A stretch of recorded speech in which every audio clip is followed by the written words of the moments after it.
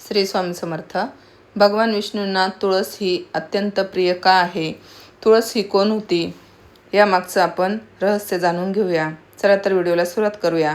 तुळशी म्हणजेच पूर्वी तुळस ही एक रुंदा नावाची राक्षस कुळात जन्माला आलेली कन्या होती. ती लहानपणापासून भगवान विष्णूंची मोठी भक्त होती. अगदी मनोभावे, प्रेमाने आणि भक्तिभावाने पूजा करत असे. जेव्हा ती उपवर झाली तेव्हा तिचं लग्न जालंधर नावाच्या दानवराजेशी झालं. जालंधर समुद्रापासून उत्पन्न झाला होता. रुंदा मोठी ही पतिव्रता स्त्री होती. सदा सर्वदा आपल्या पतीची सेवा करत असे. एकदा देव आणि दानवांमध्ये युद्ध झाले तेव्हा जालंधर युद्धावर जाऊ लागला. तेव्हा रुंदा म्हणाली, स्वामी, तुम्ही युद्धावर जात आहात. जोपर्यंत युद्धावर लढत आहात तोपर्यंत मी अनुष्ठान करून आपल्या विजयाचा संकल्प करून विजयाचा आवाहन करेल. तोपर्यंत संकल्प घेऊन पूजा करण्याचा व्रत सोडणार नाही. जालंधर तो युद्ध करायला निघून गेला आणि रुंदा व्रताचा संकल्प करून पूजा करायला बसली. तिच्या व्रताच्या प्रभावाने देवता जालंधरला पराभूत करू शकत नव्हते. सारे देव जेव्हा पराभूत होऊन लागले तेव्हा सर्व देव भगवान विष्णूंकडे गेले. सर्वांनी भगवान विष्णूंकडे प्रार्थना केली.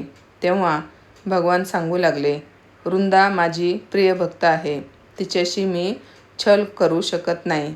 मग देवता बोलल्या, भगवान, दुसरा कोणता उपाय पण नाही जो आमची मदत करू शकेल. तेव्हा भगवान विष्णूंनी जालंधरचं रूप धारण केलं आणि रुंदाच्या महालात पोचले.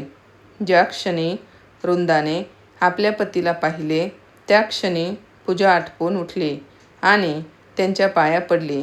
चरण स्पर्श होताच संकल्प सुटला आणि तिकडे देवांनी जालंधरला मारून त्याचं शिर धडावेगळे केले. ते शिर रुंदाच्या महालात पडले. जेव्हा रुंदाने पतीचे शिर पाहिले तेव्हा समोर उभा असलेला कोण आहे?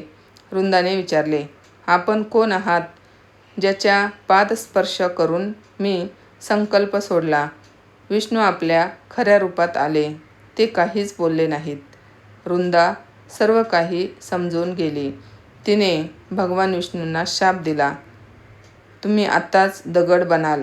आणि भगवान विष्णू दगड बनले. सर्व देवतांमध्ये हाहाकार माजला. लक्ष्मी देवी प्रार्थना करू लागली. तेव्हा रुंदाने परत विष्णू भगवानांना त्यांच्या मूळ रूपात आणले. पतीचं शिर घेऊन ती स्त्री अग्नीमध्ये तिने प्रवेश केला. रुंदाच्या राखेमधून एक रोपट रुजले. भगवान विष्णूंनी त्या रोपाला आजपासून त्याचं नाव तुळशी आहे असं त्या रोपाला नाव दिलं आणि माझं एक रूप दगडाच्या रूपाने राहिलं, ज्याला शाळीग्राम नावाने तुळशीबरोबर पूजन केले जाईल आणि माझा नैवेद्य तुळशीपत्र ठेवल्याखेरीज स्वीकारणार नाही. तेव्हापासून तुळशीची पूजा सर्वजण करू लागले आणि तुळशीचा विवाह शालिग्रामबरोबर कार्तिक महिन्यात साजरा केला जातो. एकादशी दिवसापासून तुळशी विवाह सुरू होतो. अशी ही तुळशीची कहाणी. विष्णू भगवानांना तुळस ही का प्रिय आहे तर हे या व्हिडिओमध्ये सांगितलेलं आहे.